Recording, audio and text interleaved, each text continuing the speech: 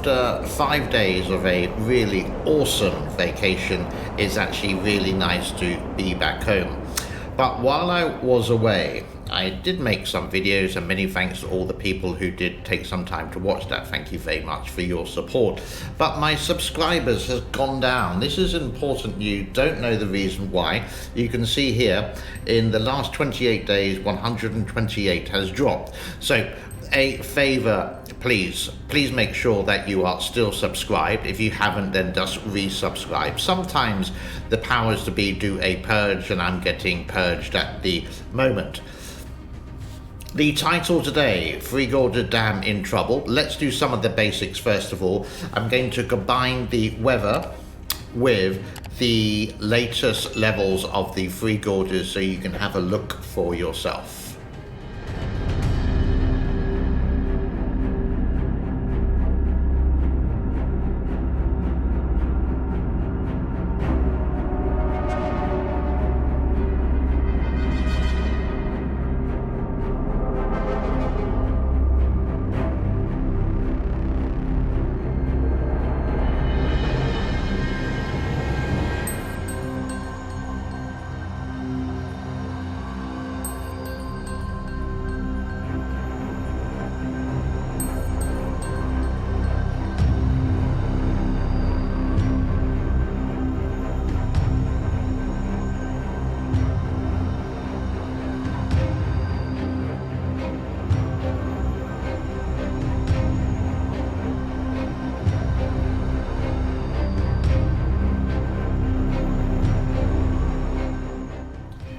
And welcome back. Here you can see the latest satellite image of the Three Gorges Dam.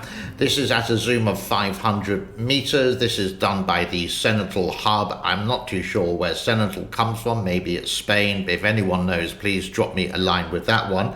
And why is it in trouble? Well, it's always been in trouble. It's always been in the headlines. And I think it's my job to give you the truth about it. But again, this is just a hobby. The summer of this year was a big drought in China with soaring temperatures in central China of 42 degrees and no rain at all. In fact, you just seen the satellite images there and the weather forecast. There's very, very little rain indeed. It is getting cooler. The rainy season in China is now over until April, May next year when it starts all over again. So why is it in trouble? Well, there's no rain basically, and there's some headlines like power shortage now global, abnormal heat effects hydro generation, even Three Gorges Dam can't cope. There's no water in there to release the energy or to release the water to create energy. China may face an extreme winter drought, weather scientist warns, is another headline. And you can see here the difference of what it was like last year and what it was like this year. So you could say that the Three Gorges Dam at the moment is in known danger of collapse because there's not enough water behind it. It's just drying out basically, but the temperatures are not going to be very hot. It's possibly now in November time, maybe like 18 or 19 degrees.